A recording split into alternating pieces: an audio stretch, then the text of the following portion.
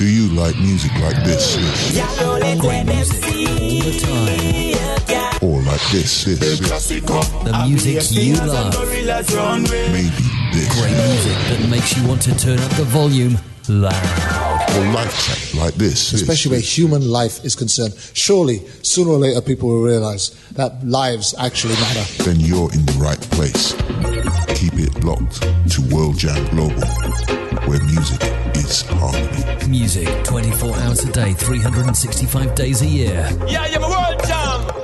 Hotter than them. See live schedule.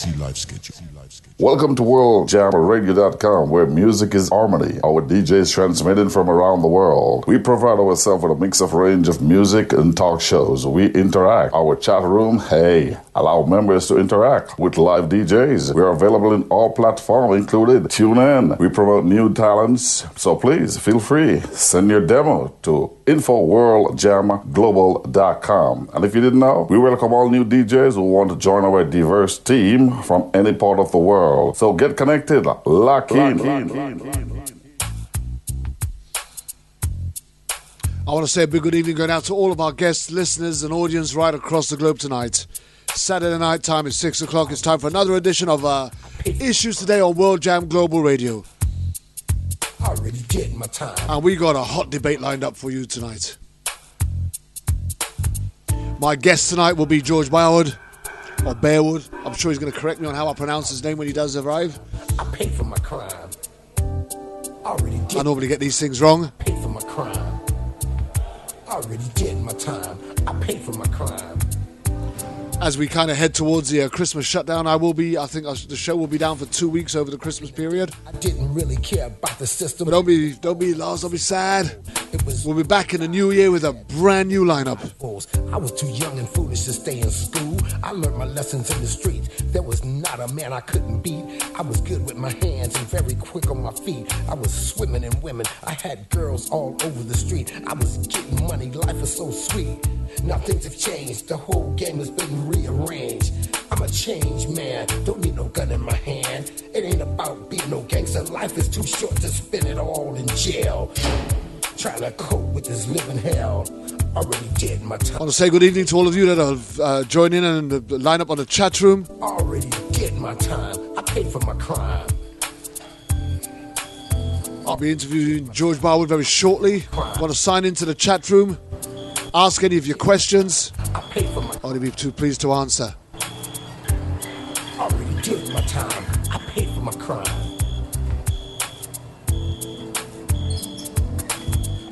Coming out from a studio in the backwoods of Coventry. My name is Kervin Julian, and we go in. This is another edition of Issues Today on World Jam Global Radio. I must admit, I was doing all kind of stupid shit. Seems like this particular topic has caught the eye of a lot of people. I wouldn't do it again. I was young and raising eyebrows across the globe. Real Forrest Gump, but I was nobody's chump. Me and Billy the Kid had a lot in common. I was the real Terminator, much meaner than Arnold Schwarzenegger. I'd chew you up and spit you out like a real alligator, especially all you haters. The opening statements are going on right now. He could be facing life in prison.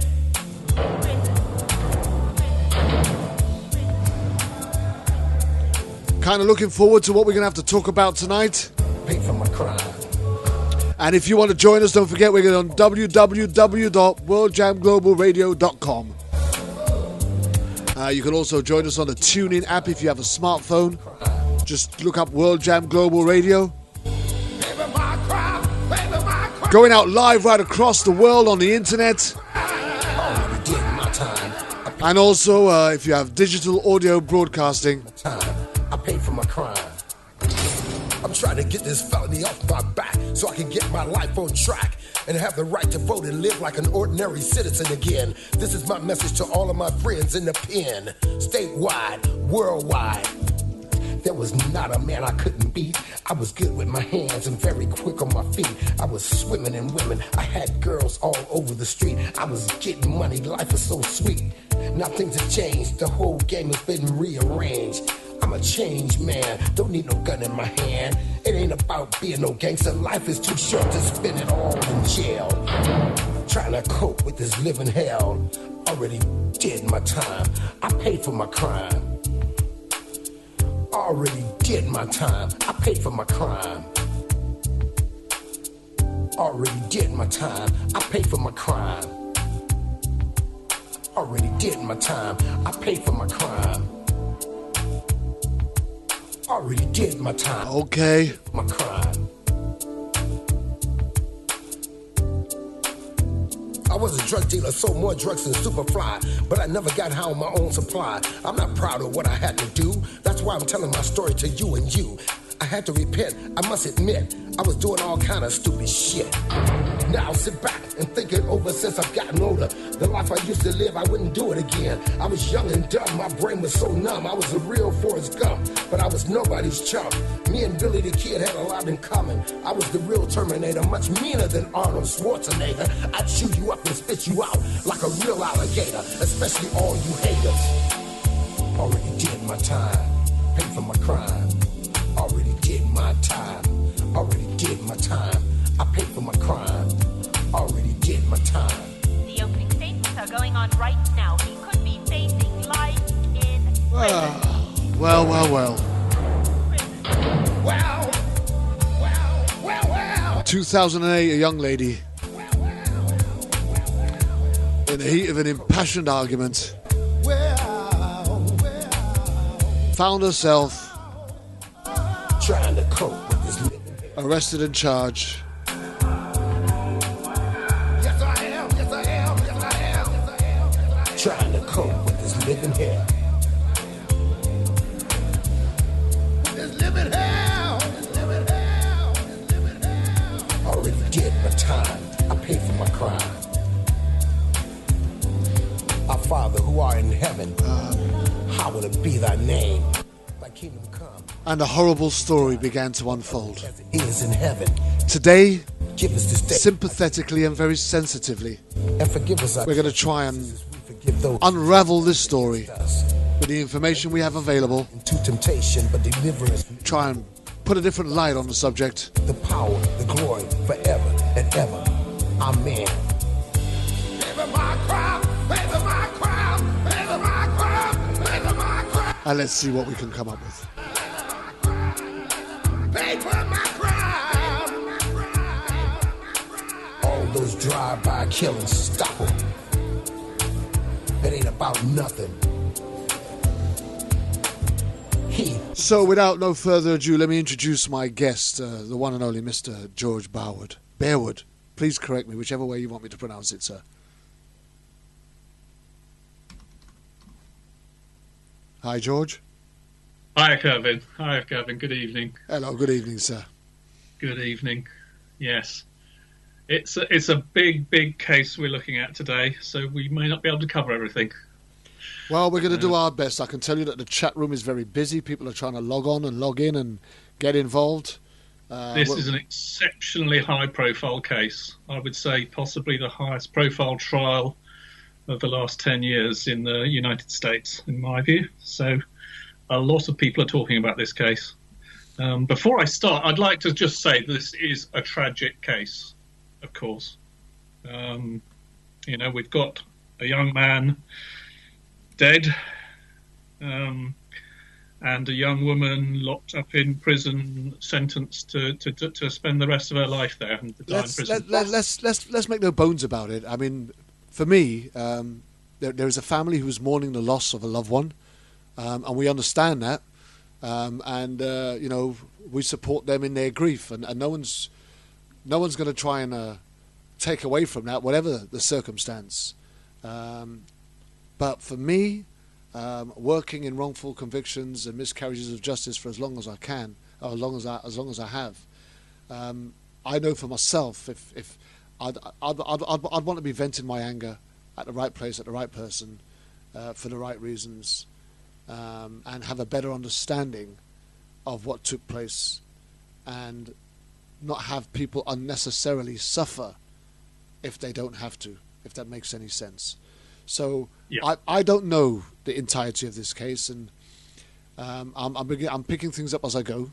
But today, as we unravel it, I'm hoping that we're going to give people a better understanding. And this is the one thing that I have learnt in doing wrongful conviction cases on World Jam Global Radio and the issues today, is that we get to find out stuff that we just never heard at the trial. That was it's not even the case of what's available for appeal. There are many cases where information was available during the trial, but just a poor defence didn't allow it to come out. I interviewed. Yes, in my view, that did actually happen in this case. I interviewed James Dennis, just a few weeks ago. James Dennis was a young man from America who spent 25 years on death row for a crime he did not commit and was recently exonerated May this year, having spent 25 years on death row. I interviewed the wife of another man who's been incarcerated for over 20 years in prison, who's had his conviction overturned by 3 state court judges. And the only reason he is still incarcerated is because his incompetent attorney, while going through some personal family dramas, did not lodge his appeal paperwork in time. Yes. So, for me, there are many reasons why things look differently from one side to another. And so today, I want people to take on this show with an open mind as we start to unravel this and discuss it from the get-go. So, George, without no further ado, my friend, let's take it from the top, shall we? Let's set the scene a bit, just in case there's some people who don't really, know too much about the basic facts of what happened. This case concerns Jodi Arias, who killed her boyfriend, well, not her boyfriend, her ex-boyfriend, Travis Alexander. And this was back in 2008, in June 2008. And there's no dispute in the case that she did indeed kill him. In fact, she testified exactly to that fact. Although we'll learn eventually that it's not quite as simple as that, because she didn't immediately admit to that, and that adds a lot of complication to the case. She didn't originally own up even that she'd killed him. So Jodi had met Travis about 2 years earlier, September 2006, and they started a relationship in 2007, and then by the summer of 2007 they'd broken up, and then rather than stay just broken up, they kept on getting back together again, breaking up again, getting back together again, breaking up again, etc. And there was a lot of arguments, bad feeling during all this. And there was a lot of testimony to that effect. So this became a bad relationship, between a man and his ex-girlfriend. They couldn't quite stay away from each other, but they weren't. They didn't. They were seeing other people. Travis was seeing other people during this time frame. And in fact, by June 2008, when the tragedy happened. So hang on a minute. Before you carry on, George, it wasn't an exclusive relationship then? No. Well, it was initially. In the first half of 2007, it was. It was a conventional relationship. Jodi was looking for a husband. It's the normal, absolutely the normal thing you do. She'd had a few previous boyfriends. She was age about 29, I think. And there's important history then, because her first boyfriend, she'd run away from home at an early age and run off with a boyfriend who was abusive. And in fact, she'd even persisted with this boyfriend after he'd been abusive to her. And this is well documented. She told her friends about it. One occasion, she told her friends about it. They came round to his house, and he came out waving a sword at them. And even after all that, she went back to him. So there's this pattern that she was acclimatized to abuse She didn't know how to leave a boyfriend who, when the relationship wasn't right, and that's an important aspect. Well, listen, we are. Here's the thing. We're used to hearing about abusive relationships where one partner or the other is besotted with each other, and even in the midst of that abuse, persistent abuse, the one that's being abused finds it difficult to pull himself away, and still feels that the love for the abuser, rightfully or wrongfully, keeps him there. So let's continue to build this story, shall we? So that's some of the background to it, and it's important background because it helps us to try and understand what actually happened. And then there's not really very much dispute about that. I mean, when we're discussing the case, everyone agrees really that this was a toxic relationship. They were having arguments. There's a great deal of text messages, emails. You can see the little hints that there's undercurrents in this relationship. Of course, you don't necessarily see the worst arguments, when someone actually hits the other person. That tends not to get recorded. But you can see the undercurrents there. Other people witnessed Jodie in tears on at least 3 occasions I can think of after an argument with Travis. So we know that these undercurrents going on in the relationship, but of course it's behind closed doors what actually happened, and that's one of the difficulties in the case. But what's important to understand is that Travis really was very much an ex-boyfriend. So Jodie, at the time, around about April, this relationship had been going on, it had been toxic, and she up sticks. She was living in Mesa at the time. This is Mesa, Arizona. And she'd gone back to live with her grandfather, more than 1,000 miles away, back in Wairika in California. So that's what happened in April. And subsequent to that, she'd gone on to dating websites and was looking for a new boyfriend.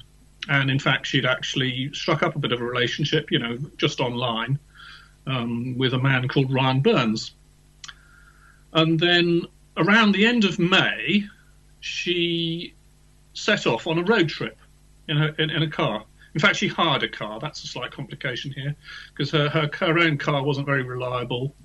And she was going to be training in desert areas, and she thought it might break down, and also it was a bit of a gas guzzler. So she hired a car, and she set off on this road trip and visited 2 ex-boyfriends, not Travis. Before she got to see Travis, she visited 2 ex-boyfriends who she was on good terms with.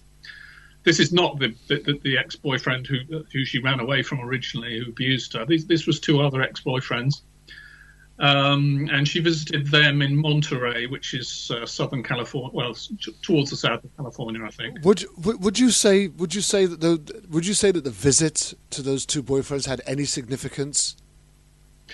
Well, it's all background, because what's going to be alleged here by the state is that when she set off from her home in Wairika, they're going to be arguing that she'd already planned to kill Travis, her ex-boyfriend.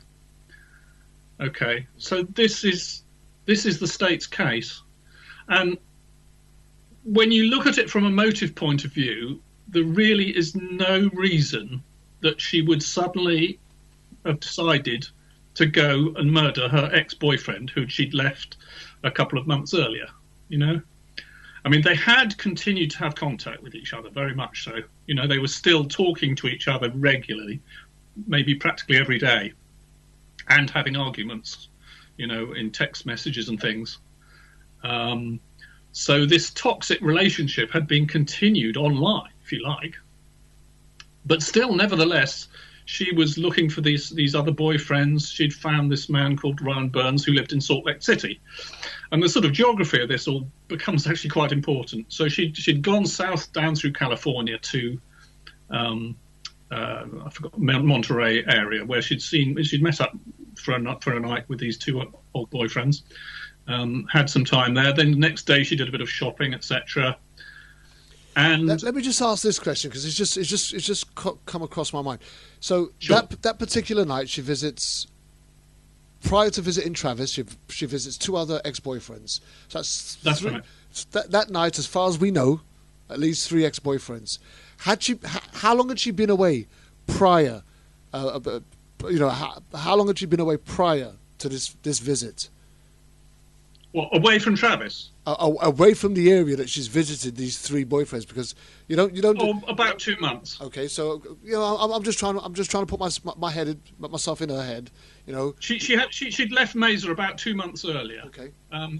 These boyfriends she was visiting Montreal. I don't know when she'd previously been there. I mean, I'm not even sure. Yeah, she would probably have been in that area before, but it's not terribly important. Except it was it was in Southern California. Right. And then from there, she drove to Mesa, Arizona, which is quite a long drive. So she arrived right in the middle of the night, really, about 4 a.m. in the morning, at Travis's home in Mesa. Okay. Was Travis expecting her? Did she call? Did she say she was coming?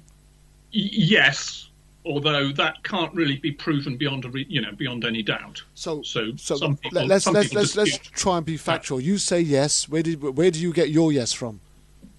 Well, that's Jodie's testimony. Right. So Jodie says that she called him and said that she was coming. She was calling him on the road trip. Okay. She was calling him on the road trip. And that's not difficult to believe, because you'd do that, wouldn't you? She was calling him on the road trip. She said that when she set off from her home, she didn't have there wasn't a firm agreement. I'm sure she had an idea she might visit him on this trip, but they had a firm agreement. But by the time she'd seen the 2 boyfriends the previous evening, and she was talking to Travis, calling him, and she agreed. She was going to go and see him, in spite, of course, of the fact that it's better to keep away from an abusive ex-boyfriend.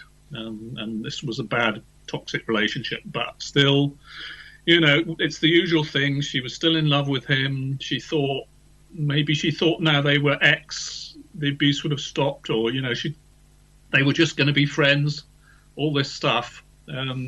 If you know anything about domestic violence situations, visiting ex-boyfriends is a tricky thing. If they're abusive, it's a dangerous thing to do. I wouldn't recommend anyone. If you've got a daughter, make sure she knows this fact. Unlike many of our commenters on the posts that we've put up, and those that continue to, both me and my wife have worked with supporting people for many years, and my wife is a former domestic violence worker. So we're fully aware, and we're also supporting somebody very close to us who was going through an issue right now with a domestic violence issue related to her concern. So it is common. It's not a rare thing that these bad relationships, where there may be violence going on, or there may just be emotional violence going on, or there's arguments, there's jealousy, there's bad issues going on in a relationship. So she's arrived in Mesa, and the whole point in this case really hinges a lot on this idea that she'd already decided to murder him. But then she gets to Mesa in the middle of the night, and does she murder him? No. Okay. Let's stop there just for a second. Premeditatedly says that she came there with the intention to murder him, right? Exactly. What was going on between them at that time, or prior to her leaving, that would give her that much of a feeling of an anxiousness to want to come back and kill him, having been away for 2 months? Nothing. They'd been having text fights where he would get jealous about her seeing other men. But he was seeing other women.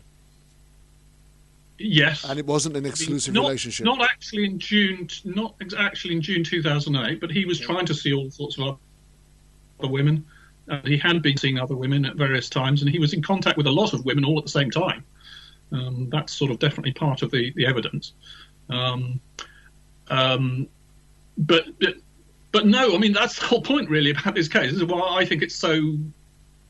I just do not believe that she set out from Mesa, from her home in Wairika, to go and murder him, because there wasn't any. So here's the thing for me.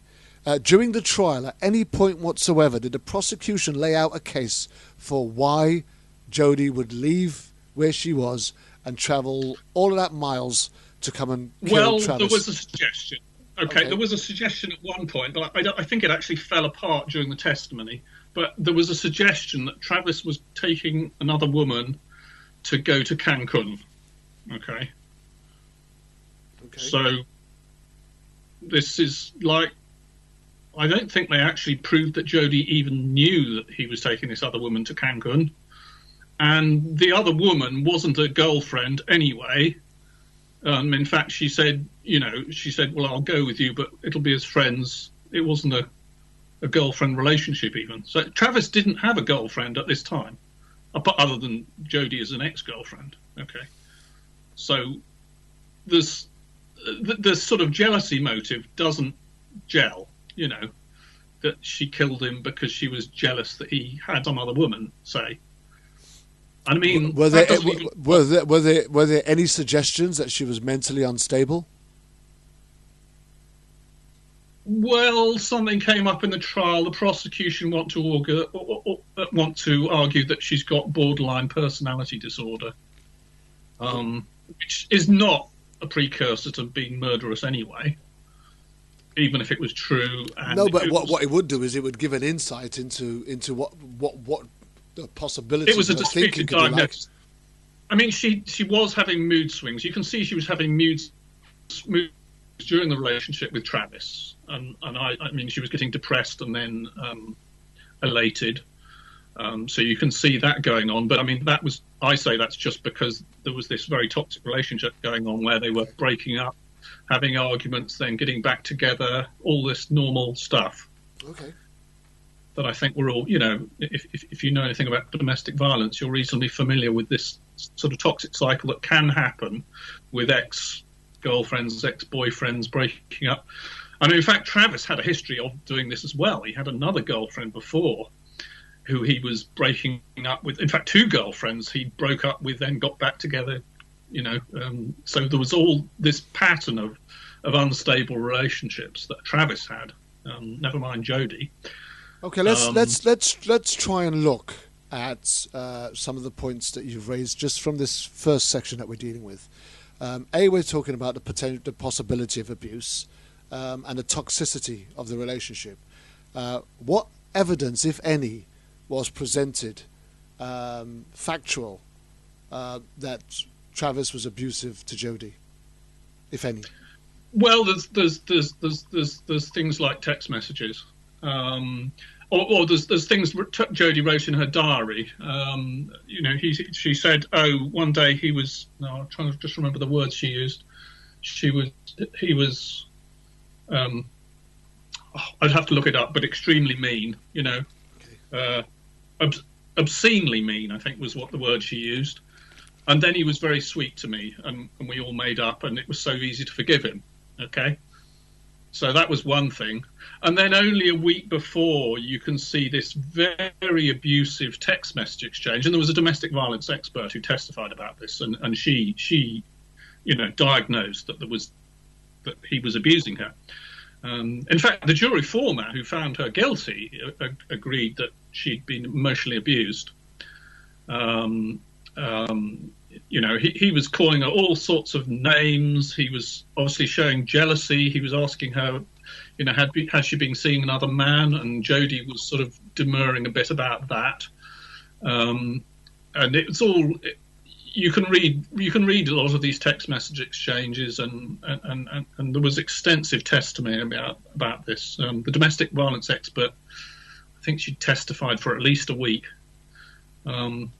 About all the evidence that there was abuse in this relationship. I mean, what I'd like to move on to a little bit is, I've mentioned that the prosecution are wanting to argue that she decided to murder him before she left home.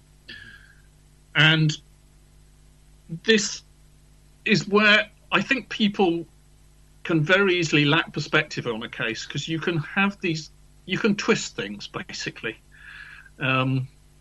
This kind of circumstantial evidence, when it's so far away in space and time from the alleged crime, and you do a big police investigation, you can find all sorts of little things that look suspicious. Or you can paint them as suspicious, or you can say, well, look, there's a perfectly innocent explanation here. So, I mentioned that she'd left Monterey, okay, and en route to there, she'd filled up with gas at Pasadena, and at that point, she'd switched off her mobile phone, okay. And the prosecution want to argue, she did that because she didn't want anyone to know she was going to Mesa, okay, because she had this plan to murder him, okay. So they're saying their basic case is that she was on a secret murder mission, okay. She was actively taking measures to conceal her trip to Mesa. But there's a perfectly innocent explanation, which is that she wanted to switch the phone off to save the battery because she was travelling through the desert, and I think she said she'd actually, she was just in a hurry to get there because it was late at night, etc. And rather than try and find the charger, which I think she just misplaced somewhere in the car, she just decided to switch the phone off. She didn't. He wasn't going to use it again that day anyway. Perhaps she didn't want her new boyfriend Ryan Burns calling her at some, bad moment. Who knows? Anyway, she switched it off. And the prosecution is saying, look, this is proof of premeditated first-degree murder, or it can contribute to such proof. Okay, they're not just saying that. They've got other things that they're going to be pointing to. But it's this kind of inductive reasoning that can be very, very dangerous because you can pick things out and make them sound suspicious, but there's no proof. Okay, there's no proof whatsoever about the reason she switched her phone off. And I often mention the case of Amanda Knox who had to switch her phone off. Switching her phone off is no proof of murder either. That just says... It isn't, is it? What's your reaction to that? She switched her phone off. Yes, it could be switching her some secret murder plan. Or it could be she's trying to save her battery, which is something that it could be she's just trying to save the battery to make sure that she's got her phone if she needs it in the desert. Because obviously you're traveling desert, and she's a woman traveling through a desert region late at night. She wants the phone to be working if she can. So she switched her phone off, and that's just one little point. There is more. Can I just ask? There was a lot. Could I just ask, especially when it comes to the texting and the messages that they were sending to each other, were any of those messages produced in court, either for the prosecution or defence? Well, the bottom line is, if somebody's saying that people are being abusive, one party to another, and that there is evidence of that abuse, you surely. Text messages by themselves are hearsay, so they can't be introduced, directly as evidence necessarily. Although they were, it's complicated. You have to have an expert witness to introduce them, and then they can argue that this should be introduced for X reason, X, Y, Z. Or sometimes the expert can testify to interpret what these messages mean to them without quoting it directly. So it gets pretty complicated, but we do have these text messages, some of them. In particular, this text message exchange a week before. The jury wouldn't have seen that directly. They would have heard testimony about it from a domestic violence expert. And she testified, that Travis was calling her names. And in fact, he was comparing Jodie to Hitler. It got that. And he says how much he hates her. And it's very extreme stuff. And this text message exchange went on for, pages and pages. I don't know how many hours, but, they were trading blows. Well, not trading blows, really. It was all Travis saying how much he hated her, everything she'd done and wrong. Is it possible, though, George, is it possible, though, as mean as George may have sounded, is it possible that in Jodie's instability and state of mental health, that Travis's response or words could have been that hurtful that she could possibly want to be that argument? I'm just asking the question. You could try and think of it that way, but to be honest, I don't think that's not what happens in these domestic violence homicides. It just doesn't work like that. You have a dominant partner often, and you've got a submissive partner. And she still loves him. And, they have this abusive exchange, and then the next day it's all forgotten and they make up and they're on good terms again. You know, that's how it works. I don't. I know a couple. She was so hurt by by the names he was calling her that she thought, right, that's it. You know, but it's just. I know a couple of people like that, George. Me and my wife. We've been married 12 years, and she can be quite mean sometimes. And in fact, so can I. No, I can't. I'm never mean. But yeah, but it's all water under the bridge the next morning. But I mean, you've got this furious text message exchange where Travis is. But I mean, if it was true how much he hated her, then why is he continuing to text message her? You know. But if he hated, if he hated her that much, why would she want anything to do with him?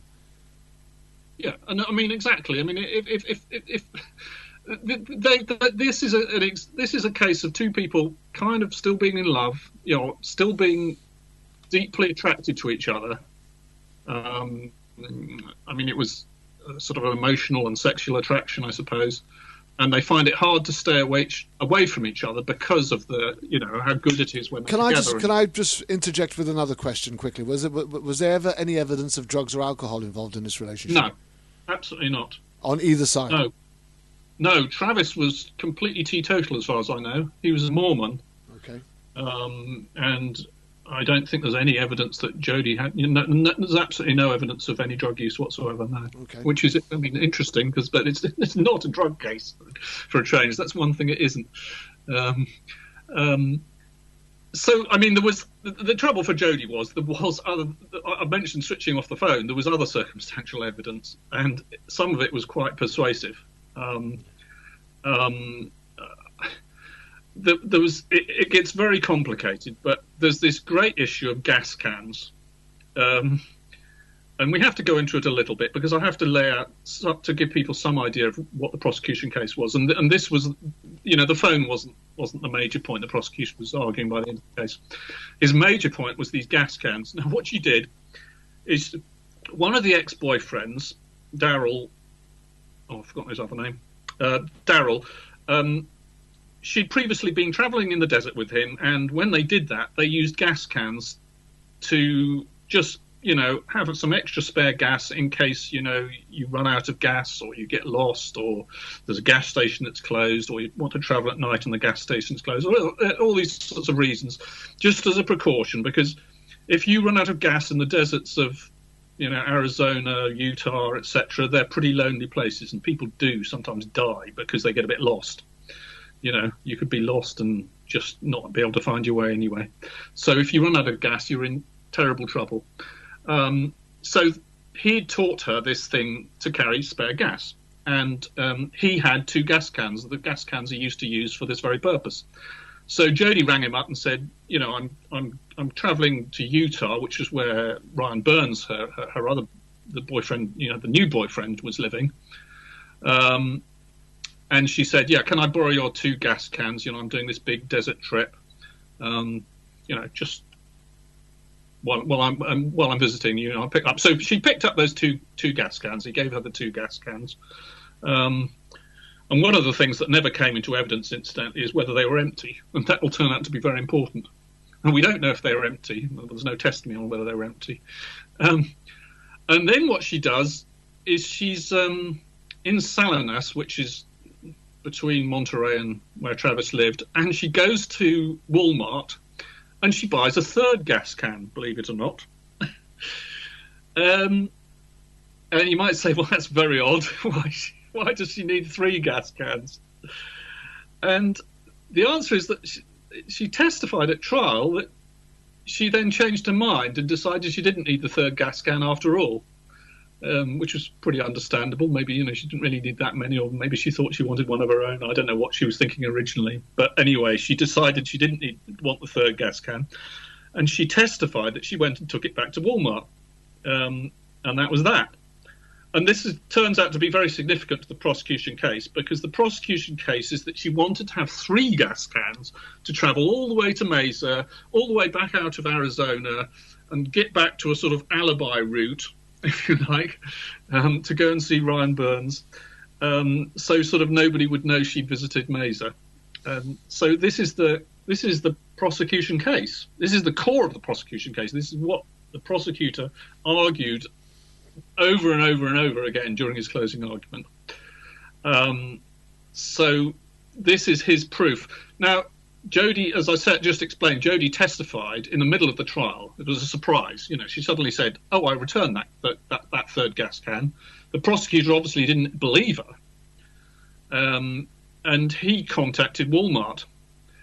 And so then this Walmart witness was called to testify, and she testified that she'd looked at all the records for the store, the Walmart store, and there was no record of it being returned. So we've got a missing return record situation. So at that point, you can understand why a jury would think Jodie's lying about this, wouldn't you? Would you? But what I don't get is what the gas cans could possibly mean in relation to... Well, the gas cans are part of this idea that she wouldn't have to stop to buy gas while she was in Arizona. Of course, she could have just paid cash, but it's the prosecution theory. Don't ask me. Okay, for me, it sounds like whether it's the prosecution or even ourselves, we're getting caught up with three gas cans. This is a bit of a fantasy. Yeah, I mean, the theory is that Jodie had decided to murder Travis, okay, and she decided to try and keep the trip to Mesa secret from everyone, so that nobody would ever know she went there. She's trying to commit the perfect murder, okay? That's the prosecution theory. This is premeditated murder one. So are we saying is the prosecution alleging that the three gas cans were bought, filled up in preparation for her long getaway? Yes, exactly. Right. So that she could get all the way from Pasadena down into Mesa without having to stop, out of Arizona without having to stop for gas. That's their argument. Okay. I mean, it doesn't make that much sense. I mean, there's some other circumstances that mean it doesn't entirely make sense. She bought this gas can, the one at Walmart. She bought that gas can for cash, using cash, okay, but she kept the receipt. Okay, so just think to yourself, if this is a secret murder plan, she's not going to want anyone to know that she's got this third gas can, but she's kept the receipt for it. And I mean, she kept this receipt for a long time until she was arrested, for days and days after she got home even. So, the theory is that she's kept this completely incriminating piece of evidence, which nobody would even ever know about if she just chucked it in the bin, right? Which sort of is evidence that, according to the prosecution, she's committing first-degree murder. But I have to come back to this Walmart witness, because it's very important. What was your reaction to that? Yeah, I mean, Jodie says she returned it to the store. The Walmart witness comes on and says, no, I've looked at all the records. I can't find it. What's your reaction going to be, as a juror? Well, if she didn't return it. It looks like she's lying, doesn't it? Absolutely. She's that's what it looks like. The question would be... That's exactly what it looks like. That was all the first jury knew about this. Okay, but it gets complicated at this point. For me, none of this, the whole scenario relating to the gas cans, how many they were, where she was traveling from, all of this could be answered in much more simplistic and an innocent fashion. Well, what I haven't told you yet, because I wanted to get you to admit that it did look like she'd lied. What it turns out is that the Walmart she went to actually relocated 2 years later in 2010. So between when Travis was killed and the trial, which was when the Walmart witness was contacted, that store actually relocated to a different location within Pasadena. Okay. And nobody knows what happened to all the computer records during that transition. Nobody knows if some of them got transferred, some registers, cash registers transferred over, and maybe not all of them. Nobody has any idea what happened. Okay. How long did they spend talking about these gas cans receipts during the trial? How long? A lot of time.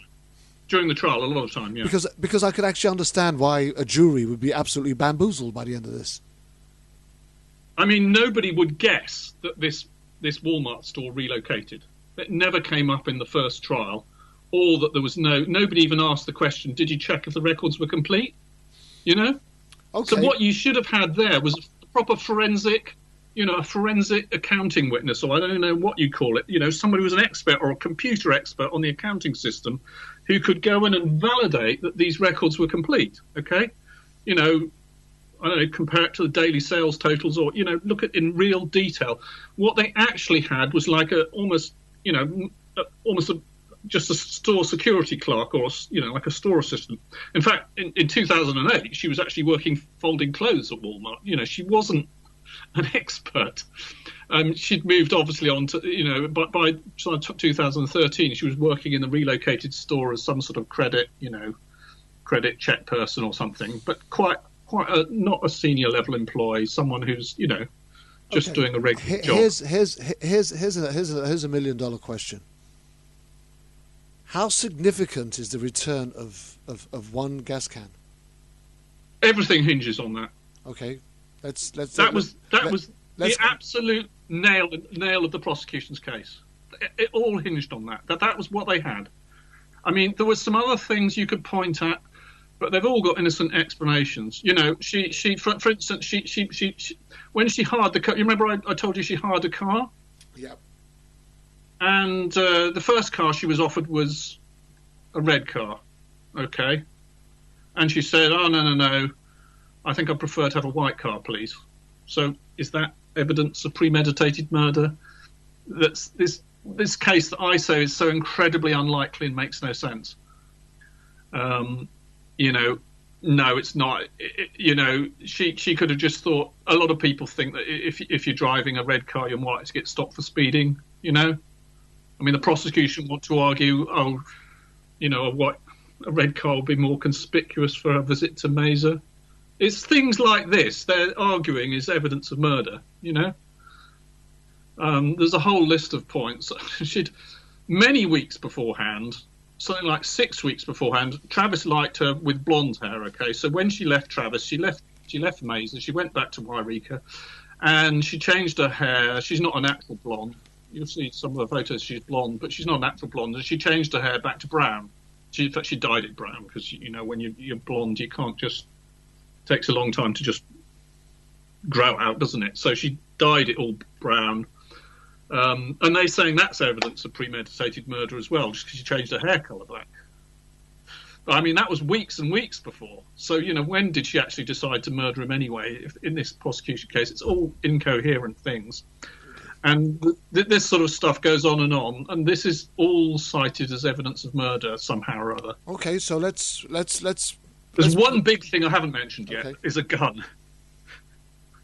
Let's go to the gun, because I've got a whole pile of questions that I want to ask in a minute. But let's go to the gun. Yeah, I mean the gun. The whole case is. The gun is very important. A week before, there was a burglary at Jodie's house, her grandfather's house, where she was living with her grandfather at that time for the reasons I want to explain. And a gun was stolen, and the police were called. There was a burglary report done. Everything was noted down in the burglary report. And what was the make of the gun that was stolen from her grandfather's house? Jodie's grandfather, I don't think he knew the make of the gun, but Jodie's grandfather gave the police details of what had been stolen, what had been taken. And it was a .25 little gun. And what's very important is he told police it had a magazine with 7 hollow point bullets in it. That's really important because okay, so the gun that was stolen had hollow point bullets in it, but firstly the jury never knew that. Okay, and the reason for that is very technical, to do with evidence and the fact her grandfather wasn't called to testify. And then secondly, the bullet that was recovered from Travis's cheek, wasn't a hollow point bullet, and the jury didn't know that either. So all through this trial... So the bullet that was found in Travis... was the wrong kind. Was the wrong kind for the gun that was stolen from her grandfather's. The wrong kind. The gun was stolen from her grandfather's. But the jury never heard that. Okay. I mean, and I think that's fundamentally kind of unfair, because they're citing this as circumstantial evidence, but it doesn't match up. I mean, it was the right calibre. It was a .25 bullet found in Travis's cheek. It was a .25 gun that was stolen. There was no proof that Jodie took the gun from her own grandfather's house and staged a burglary. I mean, this is a prosecution case. It gets bizarre, doesn't it? Supposing she's absolutely mad with her ex-boyfriend. Okay, he's called her some names or something, so she's so mad with him, she's decided she's got to go and murder him. And the first thing she does, she doesn't, drive straight to Mesa and try and kill him somehow or other. She decides to stage this burglary. This is a whole week before, to steal a gun from her own house. I mean, and call the police and speak to the police even. I mean, is this what any reasonable person planning a murder starts to do? It doesn't really make sense. But this is... I mean, the prosecutor, to be honest, didn't really claim that he proved that this gun was even the weapon. In fact, at one point, he argued an alternative. Oh, Jodie stole Travis's guns, and that was, he wanted to argue that because he wanted to argue it was felony murder, that she'd stolen something that's made her into a burglar in this case. So that was a pretty strange alternative argument. But anyway, the fact of the matter is that if that was the gun that she'd stolen, then she would have had to somehow change out the ammunition, bought some alternative ammunition. There's no proof whatsoever that she did anything suspicious, prior to arriving in Mesa. I mean, well, there's these things you can call suspicious, but they're not proven suspicious. She wasn't caught buying a gun. She wasn't seen with a gun, there's no witnesses. There's no conclusive evidence of anything there. It's just a coincidental event, which, incidentally, there'd been a string of burglaries in Wairika at the time. But what's also important is she gets to Mesa in the middle of the night, okay, and does she murder Travis? She's, for a week, she's been pent up in the prosecution version of events that she's so mad with Travis she wants to murder him, and she gets to Wairika in the middle of the night, and apparently he's just sitting in his office, so she could easily, I mean, if she's got this gun, she can just shoot him there and then, isn't that what would happen in a murder, premeditated murder? You go to the place, you murder the person. But no, she gets into bed and sleeps the night with him. Okay, so at this point, was there any evidence? And I don't want to get all corny, but was there any evidence of sexual activity between them during that night to show that there was any intimacy? Yes. In the morning, eventually they found photographs in his camera, and there's very sexual photographs in his camera. So yes, we have evidence of sexual activity in the morning the next day. And I mean, she's arrived at his house 4 a.m. in the morning, and the time, we know the time he died, that the fight happened. It's about 5:30 in the afternoon the next day. So she's been there more than 12 hours. And the prosecutor is saying all this time she's been planning to murder him. I mean, when he's asleep in bed, why doesn't she murder him then? Does this case for premeditated murder actually add up at all? She's sleeping with him, she's having sexual activity with him, you can see there's doing all sorts of activities during the day. Does this gel together and make any sense? And I don't think it does. You see what I'm saying here? I can see what you're saying, but we have to be fair here, because what the prosecution are also probably trying to imply is that that's a matter of over the time where things could have been going drastically wrong, prompting her or provoking her to do more. I want to try and get into the head of Jodie in order to try and ascertain whether she was mentally stable or unstable, whether she felt she was abused or whether she was cornered, or how bad does she say things were? I mean, her friends that she visited, on the way to visit Travis, they said she was perfectly normal, happy-go-lucky, they had a nice evening together. She stayed the night with one of her ex-boyfriends. She saw his son in the morning. It was all perfectly normal.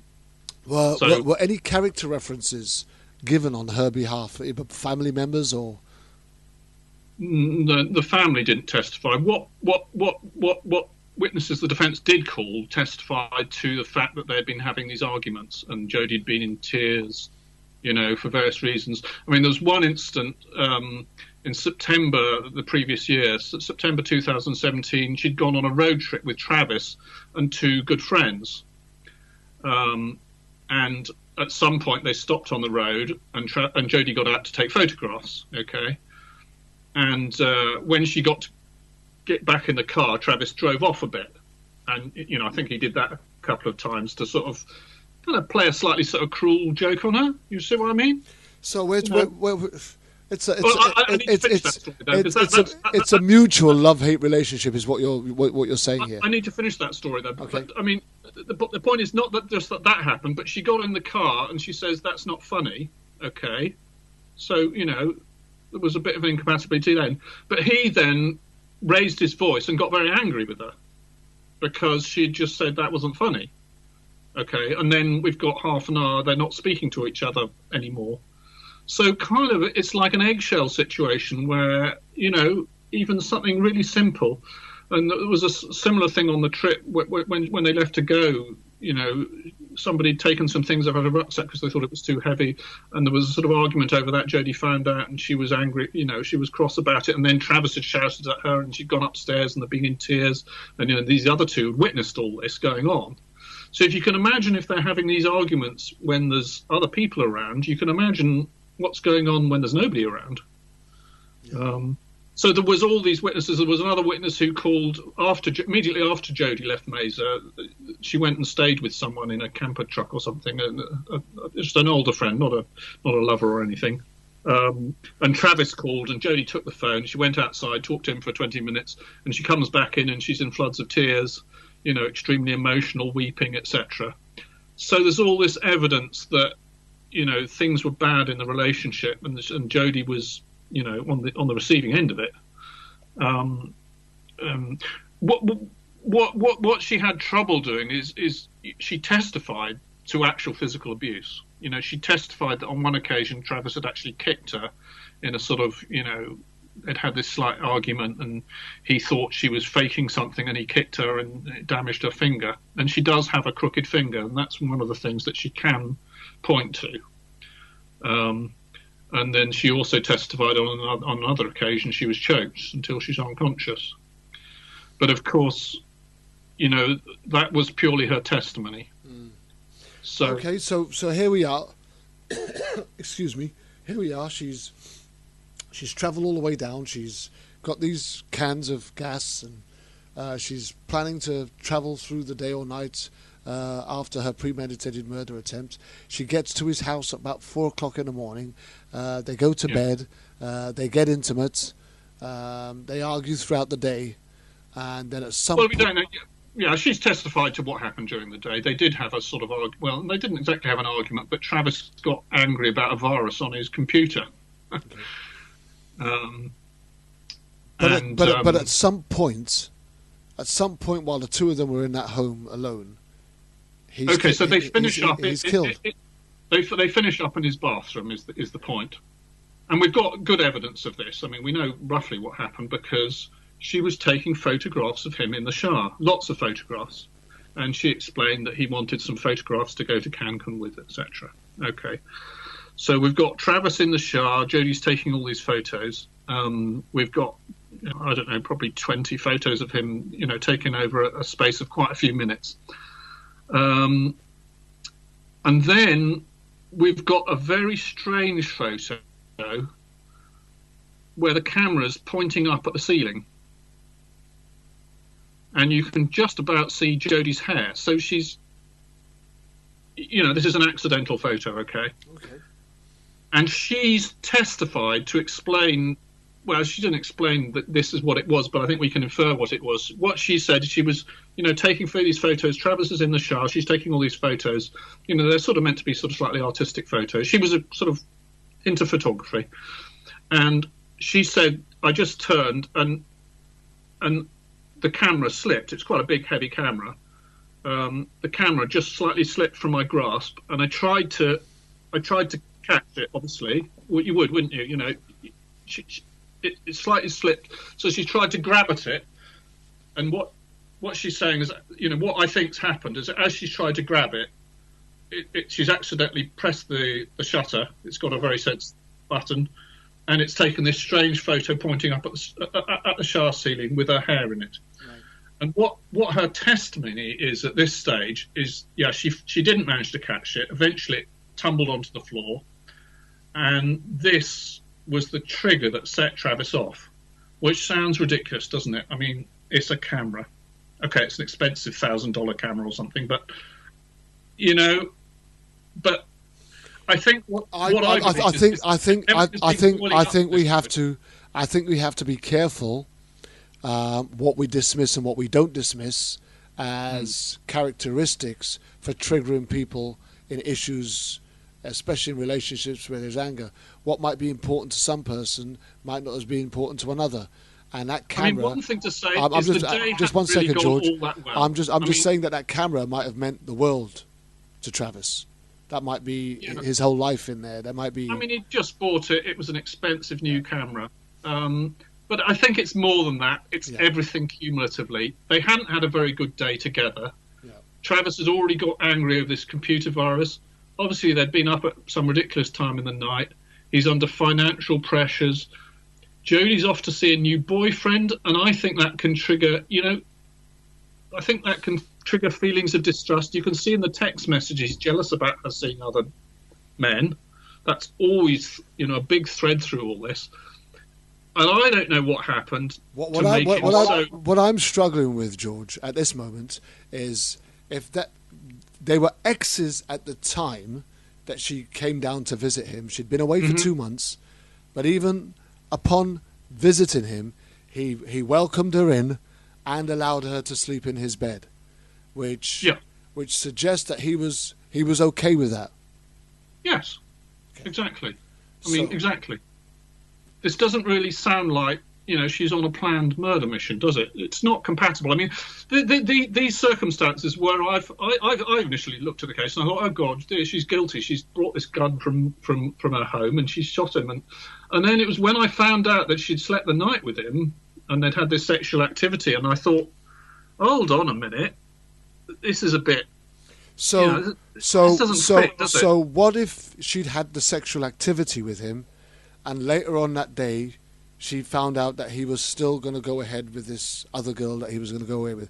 Do you think that would have been enough to drive her to a deeper anger? That, but the whole point about it is that, you can then start looking at alternative cases, but that's not what the state's arguing. No, I'm not saying it is. I'm just... And their proof of murder all really depends on the fact that she'd planned it right from when she left home. And so far, this case divides into different parts because we've sort of talked a bit about the premeditation, what the state's suggesting, the gas cans, the turning her phone off, changing her hair colour. There's a few other bits. That's all, I think it doesn't make any sense. And then when we get to the actual bathroom, that's when it really gets very, very interesting in quite a sort of scientific kind of sense. Because we've got a wealth of this forensic evidence. We've got photographs from his camera, and we've got blood all around this bathroom. Okay. And what we have to come on to now is the testimony of the medical examiner, because it's very important in this case. And what happened here is that the medical examiner actually changed his story, or that's what it looks like. Before we go to the medical examiner, walk us through, because you've got to remember, my audience are not familiar with this case. We didn't get to see it over here in the UK. So walk us through what took place as far as the attack, the murder, the weapons that were used. Well, yeah, I mean, just to go to the basic facts are that he was found. As I said earlier, Jodie didn't report what happened immediately. Okay, so he was found several days later in his home, and he'd been shot. We'll go through this in more detail because it's important. He'd been shot. Basically, the gunshot had passed just behind his nose, entered sort of his forehead on one side, gone diagonally down across, roughly through his mouth, and ended so, up in his... So hold on a minute. Before you carry on with that, I just heard you say something that I hadn't heard before. He was found days after he was murdered. Yes. So it wasn't the same day. No, okay. I think it was about 4 to 5 days later. Okay. Yeah, carry on for me, George. So, I mean, Jodie fled the scene. She didn't report what happened at all. So he was found that, but besides that, he'd been shot. Okay, so this one gunshot through his face, which is very important, and then besides that, he had numerous stab wounds. The vast majority. I think one of the reports that I read said about 30. 30. Yes, I mean it's hard even to count them because they're all different. Okay, so there's 8 shallow wounds on his back. Most of the wounds are shallow, okay, but there were 2 major wounds, I think, to his chest area from the front, and the wound that caused his death, his throat was slashed. It's a bit difficult to describe it, but just under the chin, and one of the major veins and arteries on one side had been cut through, and I think the windpipe had been cut through. So that would be that sort of wound is going to cause nearly instant unconsciousness and rapid death, isn't it? I mean, this is an extremely serious wound. It sounds like an absolute frenzy. It sounds like somebody going absolutely berserk, is what it sounds well, like. Yes. I mean, yes, I don't think there's any disagreement over that. The disagreement that would arise is why. Yeah. What I'm going to argue is that Jodie was trapped eventually. It's a very strange. It's very hard. Anyone coming to the case new would say, "Well, how on earth could it be self-defense if she used a gun and a knife?" So, which came first, the gun or the knife? Well, this is very important. Jodie testified that what happened. Okay, we'll go back to Jodie's testimony. She testified that she was taking these photographs. She fumbles the camera, it falls to the ground. Photo of the shower ceiling, so it's all confirmed, corroborated. And then Travis got mad. He stepped out of the shower, picked her up, shoved her on the floor, okay, and was extremely angry. He just broke, if you like. How do I describe this? You've got to use a bit of imagination here. And then she was absolutely terrified, so she ran away from him to get away from him. This is her testimony. She ran down the hallway. At that point, she turned right. We could almost do with the diagram here. Do you remember I asked you to get up a web page? It's called "What Happened After Travis Was Shot." Yep, I've got it. On that, if you scroll down a little bit, there's a diagram with white arrows on it. Yep, I've got it. Okay, so it's quite complicated. I don't actually show the full movement of what Jodie testified to, but you can see bottom right corner. There's a sort of area with. You can see Travis sitting in the shower. That's where he was eventually found. Okay. And to the right of that, you can see where the arrow starts. You can see what's a closet. So it's like a drawing thing. She's come out of the shower. She's turned right, run down that hallway. Okay. And then she's turned right again, come into the closet, and according to her testimony, Travis kept a gun in this closet that she grabbed. She ran back out into the bathroom, okay, and as he's rushing at her, she points the gun at him to try and keep him away, okay, because she's so scared that, he's going to,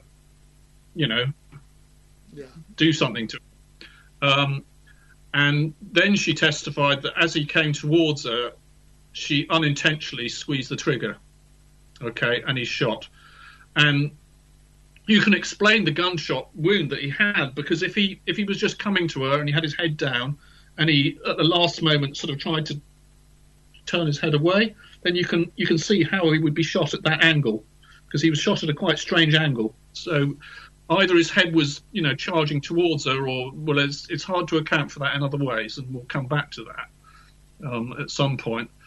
And that's basically what she testified to. After that, she testified she really didn't remember too much. I mean, I remember we discussed before the show. You remember? Oh, was it you or someone else? No, I discussed with someone else. But it's a fact that when you have these very traumatic events, sometimes people have trouble remembering what happened afterwards, once the sort of fear and stress all rises to some level. The other thing is that I'm not sure maybe it wasn't exactly that. It was just psychological, that she just couldn't or wouldn't talk about it, because eventually, right after the trial was over, she says she now does remember a little bit more about what happened. But anyway, so that's roughly Jodie's testimony. I mean, we'll come back to a bit more to what happened after. Well, I think after that, because I want to get onto that yet. I want to get back to the prosecution case. Okay. Now, the prosecution case for the scene is completely different to that. It's completely incompatible with that. The prosecution case is that Jodie shot Travis after he was completely dead. Okay. They say that she attacked him with a knife, which doesn't really make much sense, because she's sort of maybe brought this gun all the way from Wairika, and then she tries to attack him with a knife. Does that even make sense to you? Absolutely not. And he's a great big. He's much and bigger here's the thing, and I'm struggling with this a bit, George. I've got to admit, because here's the thing. I think the prosecution have gone about this entirely the wrong way, but it still hasn't exonerated her, if you understand what I mean. I could understand the technicality, because to me the prosecution case is very weak, if non-existent. It just doesn't make sense, and it doesn't make sense, and it's wrong at every stage. I mean, I know there's going to be a difficulty at the end of this, and we'll come on to this at the very end, Gervin. I don't want to jump ahead to that. I've got but I am still struggling to see how. Yeah, you will. I will come on to that at the very end, okay? Because I don't want to jump on ahead to that. I just want to explain that the prosecution theory, the prosecution got Dr. Horn, the medical examiner, to testify that the gunshot passed through Travis's brain. Okay. Now, I believe very strongly that didn't happen. He actually examined the brain, and in his autopsy report, he says he took slices of it and he could find no trace of a bullet, or any damage, or any sign of a bullet track passing through the brain. And that was the autopsy report? That was the autopsy report. From the coroner. The autopsy report, it also said that the dura mater, which I'm sure you don't know what that is, but it's a membrane that covers the brain, was intact. So the autopsy report basically says, no, the bullet didn't pass through the brain. But you come to the trial and the medical examiner is insisting that the bullet had to have gone through the brain. And moreover, he's also saying that if it went through the brain, Travis would have been basically immediately unconscious. Immobilized. Sort of practically dead, immobilized. So he's saying that basically that means if Jodie's testimony can't be true, because Jodie's testified that he's been shot as he charged out of the closet, and then clearly he's moved around the hallway and to the sinks and all over the place, so he can't. So they're saying, he was shot through the brain. Jodie's testimony is false. Yeah. This is why it's so important. And it went right up to the last day of testimony. On the last day of testimony, he was, being questioned by. In fact, it was a juror asked the question. The juror asked this question. If the bullet, how can the bullet have gone through the brain if the autopsy report says the dura mater is intact? In fact, I think a defence expert had already been talking about the issue. So the juror asked the medical examiner this question, and what does he do? He looks at his report, he scratches his head, sits there for 10, 15 seconds, and says, that must be a typographical error. Okay. So, and even in being a typographical error, what is he insinuating it should have said? Well, no idea. I mean, I don't know what he's saying. I mean, it just made no sense whatsoever. This is just... I mean, his original opinion, because the lead detective testified to what his original opinion was. Well, it was all in testimony from earlier hearings. It said that he wasn't rendered unconscious from the gunshot, and the gunshot was first, and he then moved around the apartment, consistent with what Jodie testified to. But once Jodie's starting to claim self-defence, they've changed the story. They've said the bullet passed through the brain. Basically, they're using the medical examiner to testify that she's guilty. That's what it amounts to. And this testimony is, for all sorts of reasons, I can go into a lot of detail, but I don't think we want to today. But you can find details on the website that detail numerous reasons why it's just impossible. Medically, the blood evidence. I mean, you can see from looking around this apartment, you can see that Travis has left an absolute stream of blood. And I'm saying that's from the gunshot wound, because obviously when you just, I mean, we talked about this, but when you've got a gunshot wound passing basically through somebody's mouth and behind their nose and going to the cheek, that's going to produce a huge amount of blood flowing into his mouth and nose areas. And if you can imagine what a nosebleed's like, this is like 100 nosebleeds all at once. I don't know if that's a good way to put it, but that's what and you can see these pools of blood. You still got the diagram. I'm showing Travis coming out of the closet, the white arrow, and then just before he gets to near the toilet, you can see a small. It looks fairly small on this diagram, but there's a small pool of blood there, and I believe that's immediately after he's been shot. There's blood pouring from this wound, dripping down, accumulating, making that small pool of blood. And then from there you've got this trail of blood that leads all round down the hallway, and I also say it leads back up it. So, but anyway, the prosecution have argued completely the opposite to this. They've said he was dead. The bullet passed through the brain, even though the dura maters are intact and there's no sign of damage to the brain when the medical examiner examined the brain. And there's been a lot of people on the blogs have done a lot of analysis on this. People who know more about medicine and things than I do, and what it seems like he actually mistook, because when you look at the X-ray, there's actually a small crack in the skull, and he almost like a hole. But what I think's happened is the bullet's deflected. You can imagine, like a stone skimming off water. Mm-hmm. Yeah, it can, instead of going into the water, if you skim a stone, it bounces. Yeah. What's happened, it's gone in, there's a second layer of bone. You've got sinus cavities, so it's penetrated the first layer of bone, but when it's got to the second layer of bone, it's deflected, still caused, what looks like a hole on the X-ray, and then it's followed the sinus cavities through.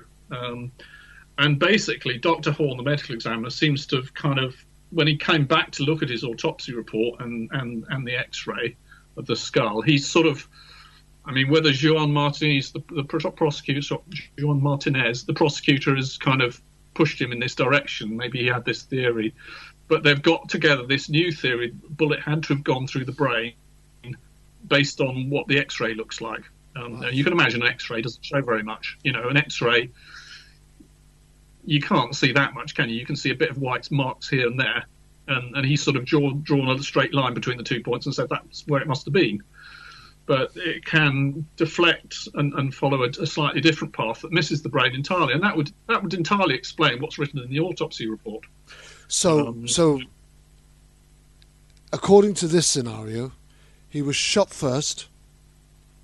According to Jodie's testimony, he was shot first. He was shot first. Okay. Do you want me to go through a little bit more about what I think happened now? Yeah, let's try that. It's very interesting because there's a lot of evidence that the defence didn't look at, if you like. I can take you through it briefly. What I think is he's been shot. Okay, so he's stunned a bit. So he goes down. You can see the second little arrow near the toilet, and there's a little pile of blood. Yep. So I think he's crashed to the ground there. He obviously must have been there for a few seconds at least. Okay, because you've got a little bit of blood there. Well, we can look at it in more. There's pictures, much closer up pictures of that. And then he's gone over to the sink. And this is very interesting because obviously he's, must have stood up or somehow or other got over to the sink, because you can see a blood trail that leads round to there. and you can see a trail of blood that goes into the sink. So we can tell for sure that Travis came and stood at the sink. And that's really quite significant, because if somebody just tried to murder you, yeah, what would your reaction be when you slightly recovered? You're going to do one of two things. You're going to be in absolute terror, obviously, yeah? So you're either going to try and fight the person who's just attacked you, or you're going to try and run away, okay? This is the sort of fight or flight principle. It's going to be one or the other. And the question would be, how much you thought your life was either endangered, or how angry you were and confident you were in being able to overpower. Let me just finish the argument. What Travis has done is neither of these. He hasn't tried to run away. He hasn't tried to fight back. He's gone over to the sink and he's stood there and sort of started washing or looking at the wound or whatever. Now, if Jodie's just shot him and tried to murder him, however it happened, maybe it's not as she testified, then why on earth is he going over to the sink and having a look at it? It fits very well with how she testified to what happened, right? Because if she shot him, okay, accidentally when she's charged at him, he knows she's not going to shoot him again. He knows that she only shot him because he was charging at her, okay? So he doesn't feel particularly threatened. You know, he might be very, very angry. I'm not saying he's not very, very angry, but he's taking stock of the situation, okay? And he's gone over to the sink for a little while, and you can see from the blood there that he must have been standing at the sink for a few seconds as well. Okay. And then it gets all very mysterious because we don't have Jodie's testimony to guide us. But what I've discovered is all sorts of fact. If you look at the blood evidence, you look at that trail of white arrows. I'm going to stop you for a second. Sure. Okay, I'm going to stop you for a second. I've been shot. And I've been stabbed. You haven't been stabbed yet. I have. I've got a 9-inch hole in my back. Oh, sorry, you personally? Sorry. Personally. And I'll tell you, one of the first things that I did was look at my wounds. When I was shot, I didn't have a mirror, but I wanted to look underneath my jumper to see how bad it was. When I was stabbed, somebody just tried to murder you? I wouldn't have said that they tried to murder me, but they did shoot at me. When I was stabbed in the back, there was a dress mirror across the room, and I went over to it and had a look. When somebody told me that it was, because I didn't know I thought I was punched in the back, and the fight carried on for a while. But when somebody turned around and said to me that there was a lot of blood coming out of my back, the first thing that I did was I went to a mirror and had a look. Okay. Then I went back and carried on fighting. I'd say. Yeah. So for he's me, going to the mirror to have a look and see what's happened. That's my understanding of what I can see here. If he's been shot and there is a mirror close by, even before he determines how enraged he might be, he wants to see how bad this thing is. Yes. Okay. And I think what's happened is that he stood at the sink for a few seconds, and then he's got really, really angry. Okay, I mean, understandably so. Okay, the situation's gone really, really bad, hasn't it? If Jodie's testimony is correct, and it all fits very well, and I'm now going to try to explain to you how on earth it could be that he was both shot and stabbed. Okay, let's do that. Bearing in mind that we got about half an hour to get all the rest of this information in. Yeah, well, this shouldn't take too long. Okay, so this is my idea of what must have happened. Okay, so he's now absolutely enraged. He's been shot in the head. There's blood going everywhere. Okay, well, I don't know what Jodie's doing, but obviously she's seen roughly what's happened. There's blood coming all over the place.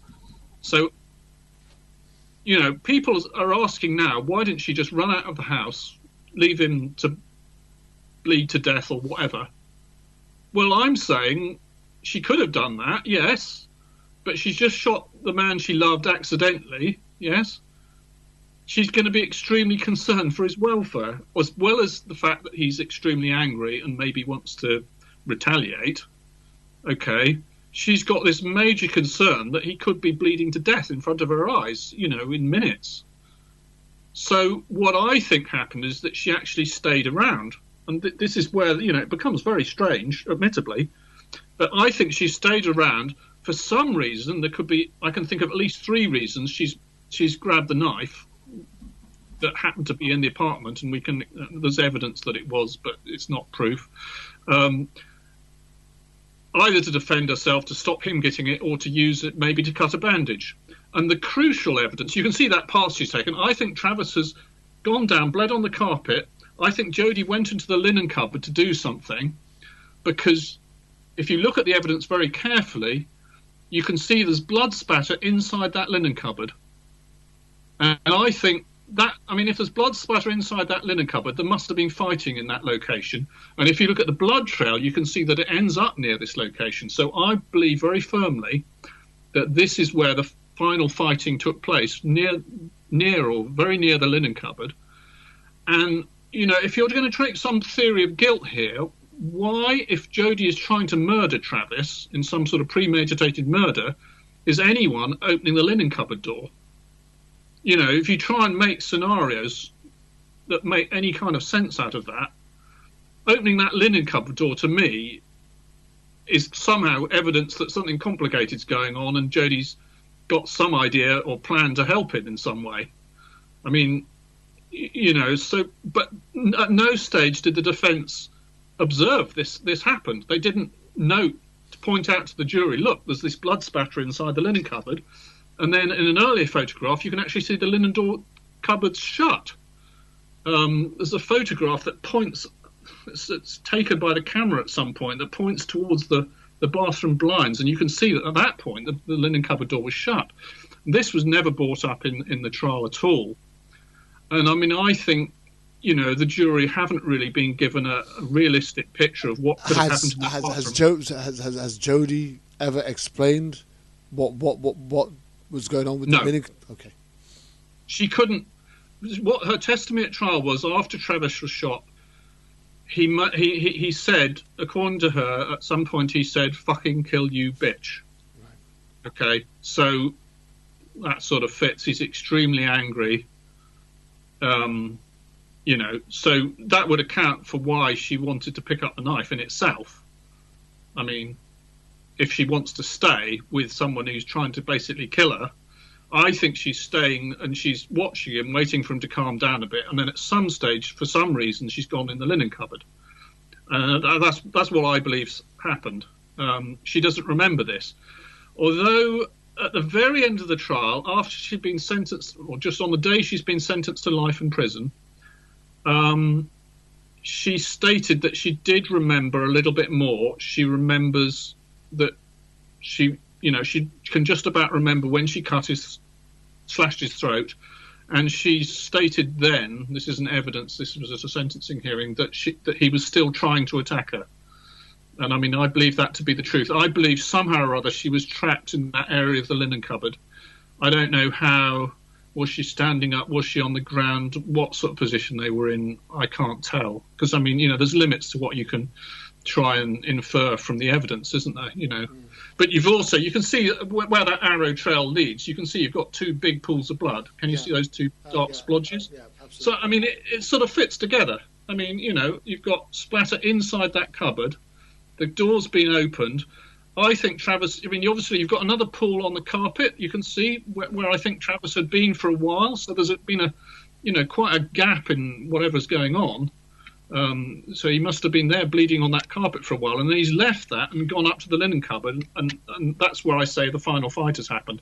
We don't know why that final fight happened, but he's gone towards her apparently. She could have been trapped in that location somehow. And that's why I believe she eventually panicked so much that she's killed him with a knife. And it makes sense. That's not in her testimony. She can't remember that happening. But people are wanting to ask how this can be self-defense. That's my explanation for it. And otherwise, you've got to ask, well, what if this was murder? How on earth did it happen? And the prosecution theory just doesn't even start to add up. You know, but I know the reason people think this is murder is because he's got all these stab wounds. He's been shot. Okay, I get that. It's very hard to understand or justify how she could have inflicted all those wounds, you know, in a panicked frenzy because he was mad at her or attacking her or whatever was going on. And it is a difficult scene to understand. But when you look at the alternatives, you try and make some viable prosecution theory of what's happened in this bathroom. Well, the prosecution theory is just wrong. You know, the prosecution theory is she's attacked him in the shower with a knife. Well, first of all, you can see where Travis is sitting in the shower, where he was eventually found. Well, there's no blood anywhere near that shower on the floor. Okay, so how on earth was he attacked in the shower at all? You know, the first where the blood trail starts is that little pool near the toilet. Yeah. Okay, so if we're going by the evidence, you know, he wasn't attacked in the shower at all. And they're saying she attacked him with a knife in the shower. That just doesn't. Do you believe that? Well, you try to believe. From looking at what I can see, there is no evidence that suggests that he was injured anywhere near the shower unit. Exactly. I mean, what's happened after he's been dead? There's actually other evidence. You can see I think she rotated his body and dragged him over to the shower. For some reason, I don't know, she put him in the shower and washed his body off a bit. I don't know why she did that. You can put all sorts of interpretations on that, can't you?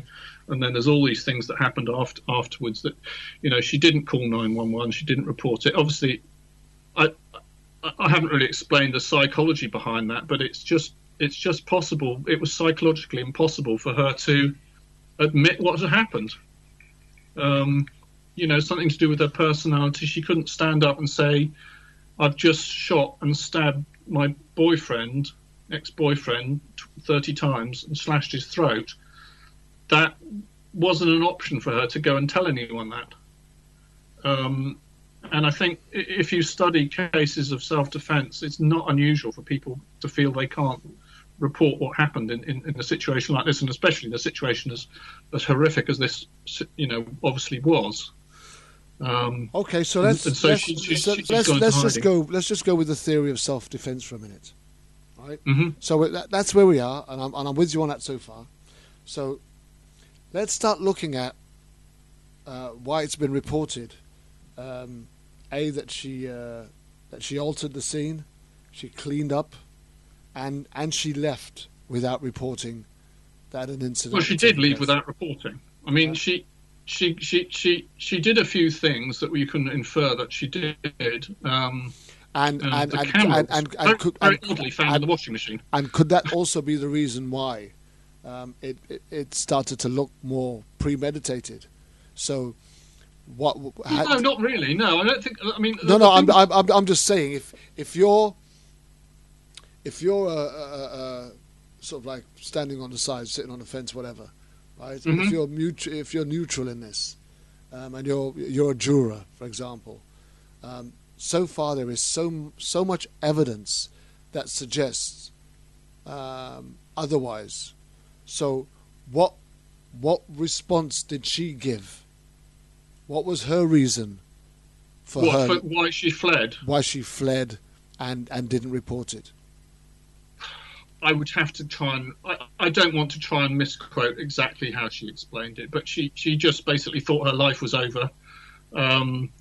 She knew that nobody knew she was in Mesa, so there's this, you know, overwhelming urge to cheat, you know. Did I explain to that thing, you know, when you're parking your car or something and you just bump the car in front of you, and if you have that slight urge, it would be much easier just to drive off, rather than take all that trouble to write the note and nobody will ever know that it happened. But this is not bumping a car. This is someone's life, and. But I mean, if you might, I understand. I understand the mentality. I understand. I understand the reasoning. If you could be accused of murder, your life might have just ended. Yeah. Are you going to call 911 with a scene like this? I hear that, but someone's has, and we've got to be clear and precise about what we're doing here. I believe that there are some circumstances that suggest that the prosecution's case is very weak. It seems to be totally built on the wrong platform. It doesn't make sense. Is the worst thing about it. It just doesn't add up. And in truth, their theory doesn't end up. It doesn't add up. It doesn't make sense. But I'm still struggling. Still can't make sense. I'm still struggling with how she could leave it for days. So she never reported. And can I just ask? Can I ask? What did she do upon her leaving, Travis? And well, one of the things we know she did is she put his camera. Well, she managed to somehow leave his camera in the washing machine. Again, that slightly goes against the idea that this was all a very carefully planned murder, because the pictures were later recovered from the camera. So that wasn't too bright, because, you know, they've got pictures of her having a sexual activity with Travis in this camera. There's pictures of the actual fight going on this camera, including one of her trouser leg at one point. So these photos are highly incriminating, but she's managed to leave them at the scene. She did actually, though, attempt to delete them, I think, but it didn't. You know, if you delete something off a device, it doesn't. They can still be recovered forensically. Yeah. So I think she did a sort of mass delete or something. I don't know quite what she did, but she did do some actions to try and cover up, you know, what had happened, but they weren't very systematic. So, yeah, you can argue she's tried to, yeah, she has. She's immediately tried to start slightly covering things up. And so she's, but not very well. Not very well at all. You know, the fact that she didn't do it very well isn't a defense for me. It shows that her mind was all over the place. It shows that she was unstable and she wasn't thinking right. And I still haven't heard a clear-cut case of, and I haven't heard anything that suggests to me that this was premeditated. But I'm still struggling with how... It's because she felt it just wasn't reportable. Yeah. You know, just in her psychology, you know, she's got some kind of psychology. She's got some strange...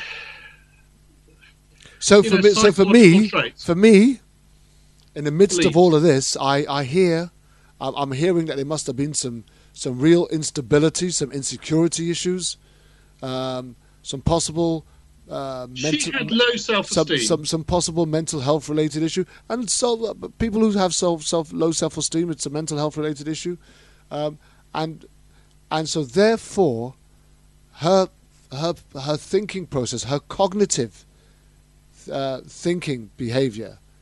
She was suicidal at this point, basically. Close to suicidal, I would say. Before the incident or after? No, after the incident. Immediately after the incident. She's close to suicidal. I mean, she's in extreme trauma from what's happened. She must have been covered in blood. You know, for someone who's never even seen any kind of violence at all, can you just sort of imagine the trauma and the shock and everything? You know, you can't. How can you predict how someone's going to behave in that situation, given the temptation that nobody even knows she's there? You know, so what she's done, she hasn't reported it, and of course that's made the case immensely more difficult for her, because she's made it look like, you know, she's simulated like it was a sort of professional hit murder. In some senses, you know, she's driven to Mesa, Arizona, apparently, possibly secretly. Yeah, that's what the prosecution are arguing. And then she's left the scene, not reported it. It looks, you know, she's created something that looks a bit like first-degree murder. So I sort of have some sympathy for the prosecution that, you know, when you can just imagine when this was discovered. Okay, Travis is found discovered dead in the shower with this absolute scene of carnage around the bathroom. He's shot and he's been stabbed. Then, you know, nobody's going to think that looks like self-defense. You'd have to have an incredible imagination to even imagine that possibility, wouldn't you? mean, realistically, I'm saying, when Jean Martinez first came into the scene, and he was right on the scene from the very first day, and saw the bathroom, he must have thought, my God, what's happened here? This doesn't look like the work of a tiny little girl, does it? But it's all a bit deceptive, because what I'm saying is all this blood is mostly due to the original gunshot. And then, obviously, we've got a knife fight that followed on, and this is is it possible? Is it possible in trying to make a case for premeditated murder? It could be suggested, or they could have believed, the gun was used in order to mobilize. Once he was immobilized by the gun, the rest of the attack could take place with less opportunity for him. Yeah, but you've got to fit this theory into all the evidence. Yeah, no, I get all of that, but I believe, from what I'm hearing and how this is presented, it is so confusing. I'm beginning to feel like the jurors I think they were confused. I mean, it was never suggested during the trial. It was never suggested that the fight ended near that linen cupboard. It was never pointed out the linen cupboard door was open. Both sides said that Travis just came down the hallway and ended up on the carpet, where there is a splodge of blood, you can see. But it was never talked about why on earth there would be 2 splodges of blood near the linen cupboard. Nobody even thought to even ask a question or even point it out. And in fact, there was like a diagram that was put up in front of the jurors, for the whole trial, that showed roughly what you can see on this photograph. But those 2 blood pools weren't even there. It was just a massive splodge on the carpet that didn't even look like what's actually there. So, I mean, the jurors weren't, their attention, the things that I've just described to you, that was never put to the jurors in any way at all. So, I've given you a story there, haven't I? Yeah. I've told you a story of how this could be self-defense. I mean, it's still hard to, I understand absolutely people say, well, why did she have to slash his throat? Why did she have to stab him so many times? Well, I say she was trapped and she couldn't get away, and he was mad as anything, and he wasn't going to leave off. You can imagine a situation, or I don't know, who knows? You've had this very protracted fight. It doesn't really look like premeditated murder because it's an extremely protracted fight. He's only been shot once, remember? So, if she's used the gun to go and kill him, why has he only been shot once? Why, after he's been shot once, does he go over to the sinks and start examining the wound when, she could be shooting him again, and she obviously hasn't shot him again. So there's all these little very interesting facts that when you try and make a case for murder out of this scene, it's impossible. You could, people have tried it, but even if you could make a case, how can you even prove that this is murder rather than self-defense? I don't think you can. And yes, what if any? What if any reason was given for the throat cut? You've got a bullet that's gone through the face, through the brain. You've got 30-odd stab wounds that have gone through the back and the body. Why cut the throat? It's important to understand that none of the other wounds except his slashed throat would have stopped him or disabled him or made him unable to stop him attacking her. Okay. So we've got the testimony of the medical examiner. I mean, the medical examiner says that the gunshot would have disabled him. But I'm saying that's just false. It didn't go through the brain. This is just nonsense. He was shot first. It didn't disable him. So while she was multiply stabbing him, what was he doing? Well, I think he was in that region. I think the whole of the stabbing took place just near the linen cupboard. I mean, I can't say that with certainty. Maybe they were moving around a little bit, but I think that's where she was trapped. Okay. I think that the final fight was all in that location. You've got blood spatter inside that linen cupboard, and she's trapped. She's trying to stab him, trying to make him back off. There's a load of very shallow wounds on his back, which sort of imply they must have been kind of somehow face to face, and her arms coming round his side somehow. But, and what defensive wounds, if any, did he have? I mean, he had cuts to his hands.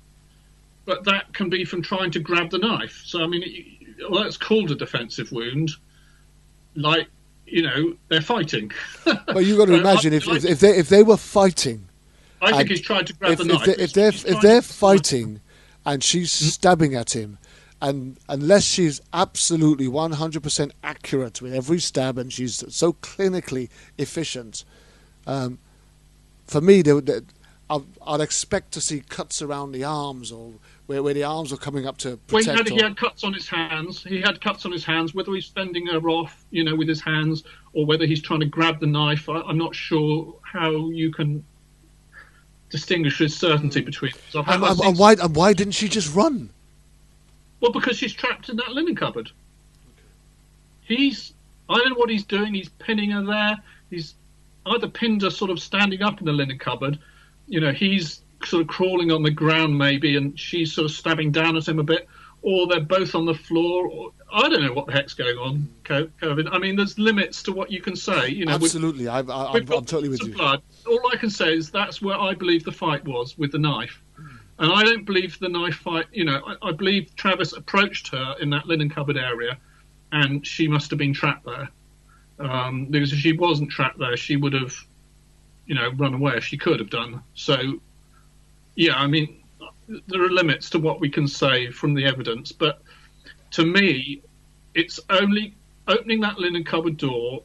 That is not Jodie trying to murder Travis. Not in the sense of a murder, murder that she had intent or prior intent to kill him, or at some point in her terror, what I'm saying is a terror that he won't back off or whatever's going on, she's formed that intent to kill him because she's so terrified of what's going on.